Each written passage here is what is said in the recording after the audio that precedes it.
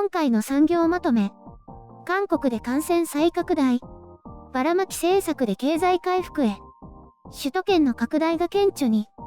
韓国の中央災難安全対策本部は定例会見で、6月29日の国内の陽性確定者数が794人に達したと明らかにしました。国内発生759人、海外流入が35人で、4月23日に797人を記録したのを最後に下落が続いていましたが、2ヶ月ぶりに大きなリバウンドを見せました。特に首都圏で感染拡大の兆候が見られることから、警戒感を強めています。また、ワクチン接種の対象外となっている20代の感染者が増加していると報告されています。7月1日から政府は、社会的距離を置く規制を緩和すると発表していましたが、首都圏に関しては1週間遅らせるとしています。警戒心が緩めばこれまで積み重ねてきた努力が一瞬で崩壊すると指摘し、特別点検期間と設けて点検を徹底するとしています。そんな中で韓国政府はワクチンの一時接種率が 50% を超えたタイミングで外食やスポーツ観戦、映画、展示、公演のクーポンを再開するとしています。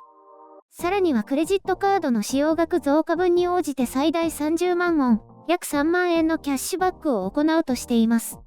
しかし6月30日の陽性確定者数も762人と高い水準にとどまり、2日続けて 80% 近くが首都圏ということが判明しています。これから消費回復の加速を見込む中で、経済を牽引するはずの首都圏で急ブレーキを踏む形となっています。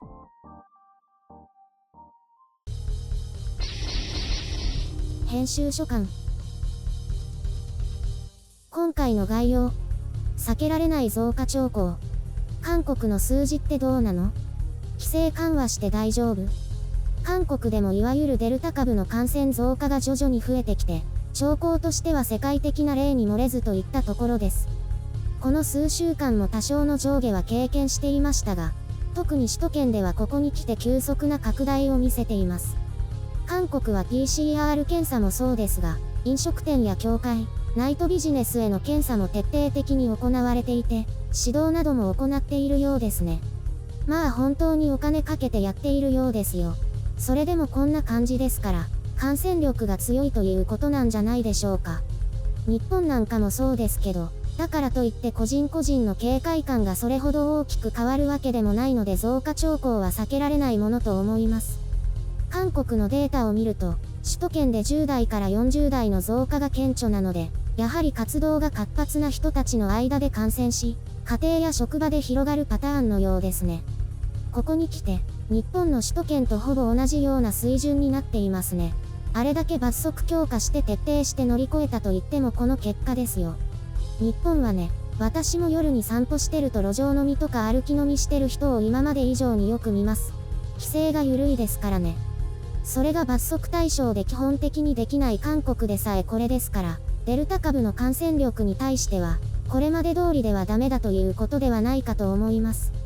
特に人が多いところでは制御が難しいということなのかなと、数字からは推察できますね。韓国の社会的距離を置くという感染対策システムがこれまでそれなりに機能していたのが、十分ではなくなってきたのかなというところです。そういえば、たまによそ様では韓国の数字は一体どうなんだとか、本当はもっと多いとかいうのを目にするのでちょっと見解を述べておきます。個人があれこれ言うのは当然自由ではありますが、発信する側としては明確な根拠が必要です。探せば怪しいものは出てくるかもしれませんが、疑っても仕方がない。ただ尺度や法整備、検査キットは違うので日本と同じ基準ではありません。ポイントは一定の方法でやってどのように数値が上下するかであって、絶対数だけを比較してもそれほど意味はないです。あくまで尺度。10万人あたりの陽性判定者数も大体の目安です。韓国だから何かやっているはずというのは偏見や差別に当たるのでここでは一切触れません。北朝鮮はおそらくデタラメでしょうし、中国はメンツ重視なのであまり信用するに値しません。韓国も軽貿易プライドはありますが、まだメディア等の監視機構が正しく働いているでしょうから、一応政府発表を基準に考えています。正確かと言い出すと、それを言えば全世界疑わしいので言い出したらキリがありません。なので言いません。韓国はムン・ジェイン大統領が勝手に言い出したのか、全体の合意あってなのか、ワクチン接種完了者は屋外でマスクを外して良いことになりました。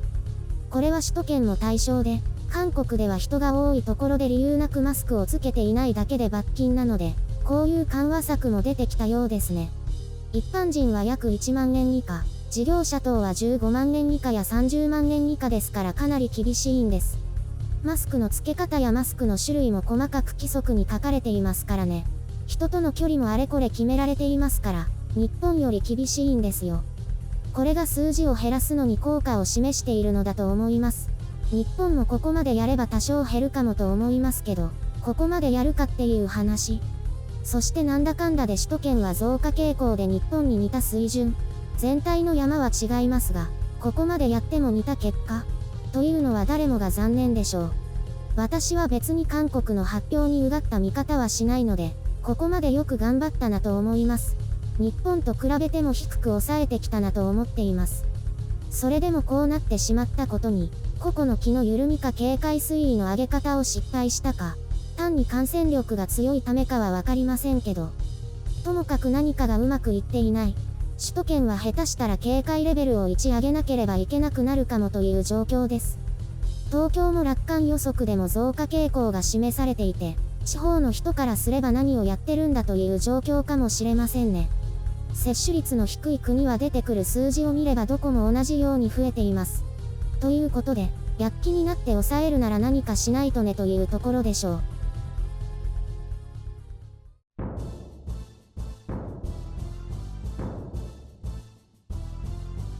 韓国もやっぱり大変なんだね。東京もだけど。毎回言うけど、世界的に傾向は大体同じなんだよね。日本と韓国はワクチン接種率も似てるしね。あ、そうなんだ。前は韓国の方が少し多いくらいって言ってたよね。今もそれは変わらないね。1回目は韓国の方がちょっと多くて、接種完了は日本の方がちょっと多い。今回首都圏が大体似てるって言ってたけど、実際どのくらい近いの？これはかなりざっくりなんだけどね。韓国の首都圏は2500万人くらい、日本の首都圏は3600万人くらい。多分10万人あたりの陽性判定者数は似たような感じだなぁと思って、計算してないけど。かなりざっくりだね。昨日のデータだと日本が1100人ちょっとでしょ。韓国は600人だから、まだ韓国の方がちょっと少ないね。まあでも近づいてはきてるよね。日本もここのところ増えてるもんね。そうそう。なんか1週間平均とかで見ればいいんだと思うけど、韓国は昨日までの1週間が首都圏で464.9人。今も上昇中だけどね。日本の首都圏はこの1週間が900人か。今週末くらいに日本の先週くらいの水準になると思うね。これは私の推測だけど。どっちにしろ大変だよね。韓国は何か対策あるの？7月から規制緩和しようとしたけど、首都圏は1週間様子見になった。それは対策ではないよね。緩めるのを延期しただけでしょ？それはそうなんだけど、緩めなかったっていうのが対策だよ。これで増えたらどうなるの？